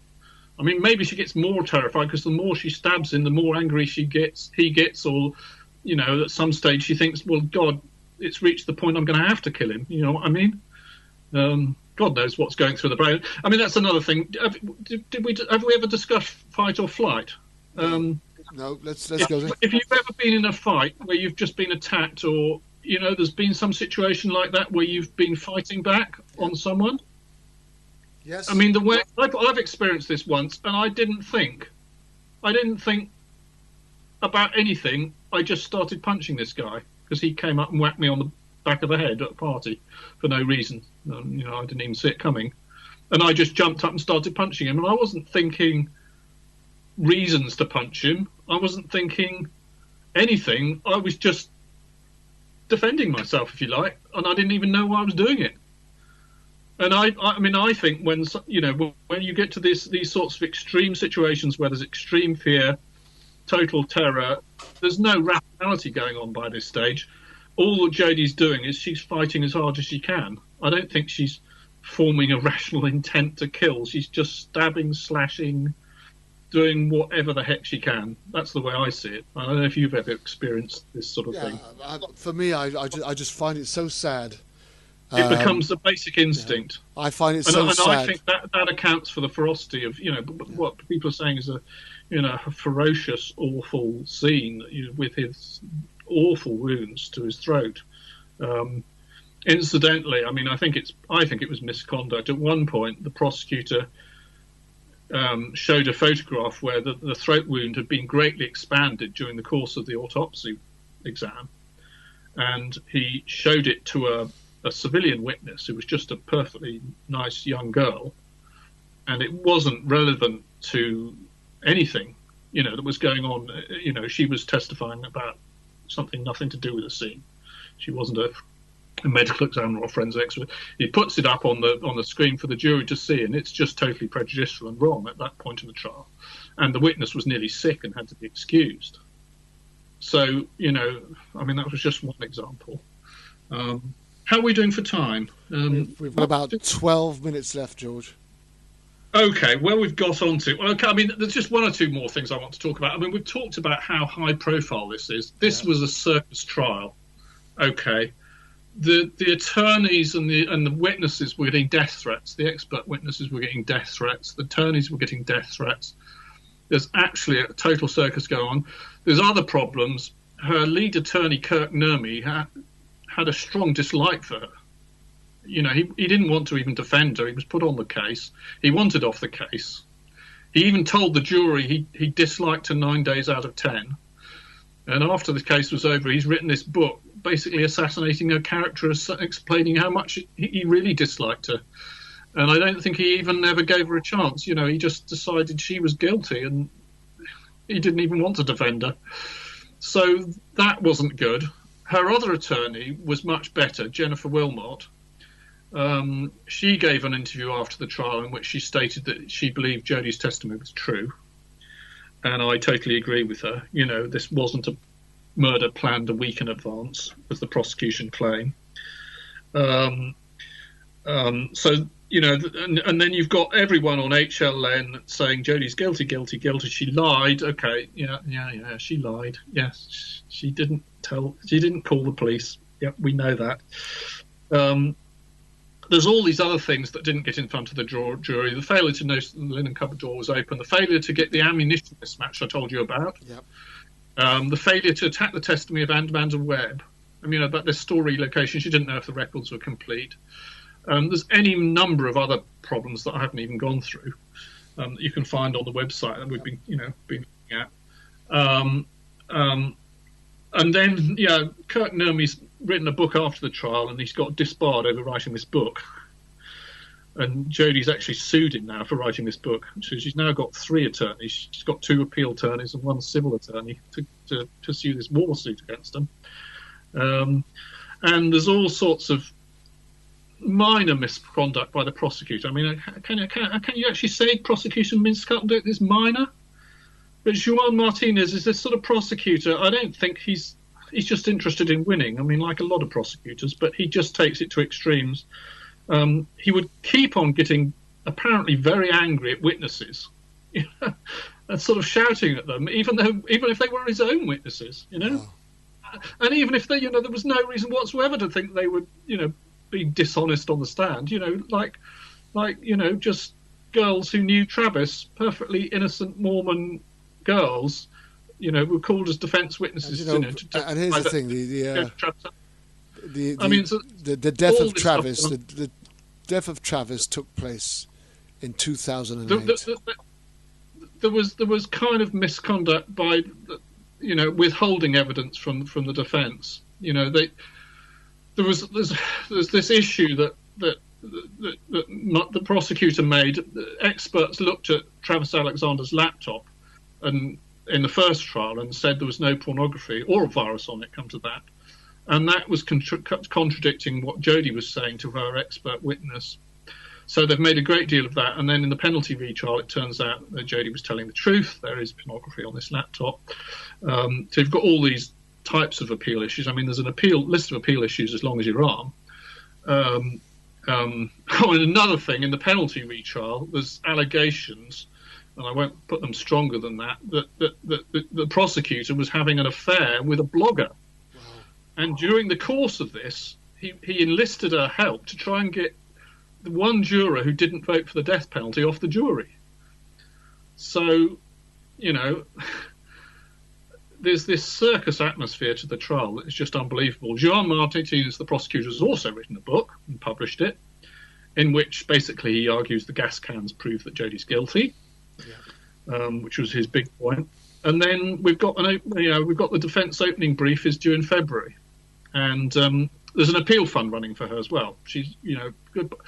She has got a lot of supporters, Jodi. I wouldn't like to put a number on it, and some are more active than others. But anyway, between the supporters, we've raised. She's raised $115,000 to help her appeal. So it's not just me saying this. So, okay. I didn't contribute all of that. I've contributed a little bit to this fund because I really strongly believe in this. And just as we head towards the close of the show, there is an appeal, right? Yes, the appeal has barely started because it's been a big, long delay getting these transcripts done. So this originally happened back in 2008. It's now 2017, 9 years later, and she hasn't even filed her first appeal. That's how slow it's been. I mean, we didn't really discuss the fact that this has been made a death penalty case, which in itself is a bit strange. I mean, the death penalty is meant to be reserved for the most heinous possible crimes, like killing policemen or babies, premeditated, or, multiple mass murders or something. Jodi's killed her ex-boyfriend. Yeah, okay, it's a murder, isn't it? It's not normally what you'd expect to be a death penalty case, I don't think. But anyway, they've tried twice for the death penalty in this case. And the second time, there was only one holdout. This is this juror 17 that I talked about, that the blogger was trying to help Martinez get off the jury so he could get the death penalty. And, you know, to European minds, a death penalty for a case like this where Jodie's been abused, you know, whatever view of events you take, this is not, there's a lot of mitigation in here somewhere. So that's really where we are. Any more questions, Irvin? No, I think we've probably taken it as far as we can go on today's show. We're coming to the close. And as I said, it's a huge case. I wasn't able to talk about all the witnesses that support the defence case or all the details about things. I mean, there's other strange stuff. Like at one point in closing, the prosecutor actually misrepresented her testimony. You know, Jodie hired a car, where she went on. You know, like you do, you go on, if you want to try and find a good hire car deal, you go on the internet, don't you, and do a little bit of searching, and you find a website that's got hire cars. And Jodie testified that's what she did, but she couldn't quite remember which site she used, so she named 4 sites and said, well, it might be any of these or maybe another one. The prosecutor's come in his closing argument and said she used Priceline. And he's then argued that it's a lie, because if she booked it on Priceline, there would be something on her credit card account. But in fact, she named other websites, and some of those websites you can just make a reservation without making a payment. It's like a reserve now, pay later. She could have used Travelocity. And he's argued that was a lie that she told, and he both misrepresented her testimony, and you know, he's just tried to imply that she lied about something that she didn't lie about. And there's about 4 or 5 instances of this, you know, the things he said she's lied on the stand. And of course, originally she did lie. She lied that, you know, she lied when she told people, you know, denied doing it. And she told other lies, in fact, because in the course of pretending she didn't do it, when she was questioned, for instance, she said, she was asked, did Travis own a gun? And she said no, because at that point she was trying to pretend she knew nothing about it. And obviously, if there was a missing gun that Travis didn't have, then that would point to someone who knew him well enough to have used his own gun. So that would point directly to her. So she has told lies that are inconsistent with her final testimony. And that's really, if she's to be believed, and this wasn't premeditated murder and self-defense, then she hasn't done herself many favours. Oh, she didn't do herself any favours. I mean, the reason is her plan, if you believe her testimony, her plan, once she was arrested, was to kill herself. And she wrote suicide letters to all her family and decided, you know, the situation's so bad, all I can do is kill myself. And she was caught with a razor in the county jail trying to kill herself. But she didn't manage to, you know, I don't know if you know very much about suicide, but it's quite common for people, you know, they've got the intention to do it, but when they actually come to do it, they can't actually do it.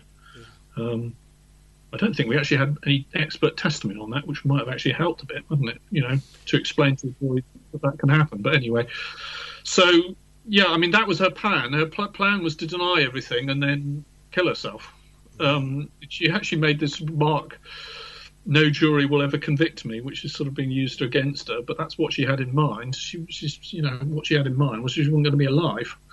And then it goes on and on, the strange connections with the death penalty. At one point, she didn't want life in prison because she thought that was worse than the death penalty, because, you know, can you imagine serving 60, 70 years in Arizona prison? Well, George, all I can say is thank you for sharing that with us tonight. We've come to the end of another intriguing Issues Today on World Jam Global Radio. Whether we've made your mind up for you or not, I don't know. Was it murder? Was it self-defense? I think the jury's still out on that one.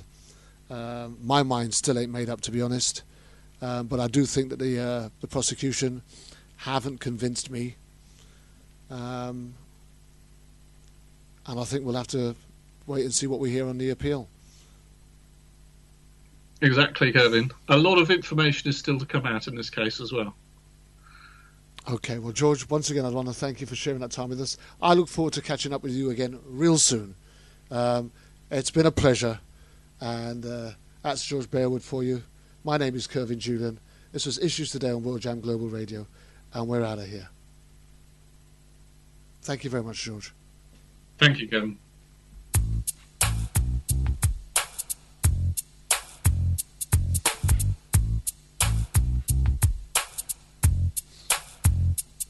I already did my time. I paid for my crime. Well, I already did my time. I paid for my crime. murder or self-defense? Jody Arias. Did my time. I paid for my crime. I already did my time. I paid for my crime. I already did my time. I paid for my crime.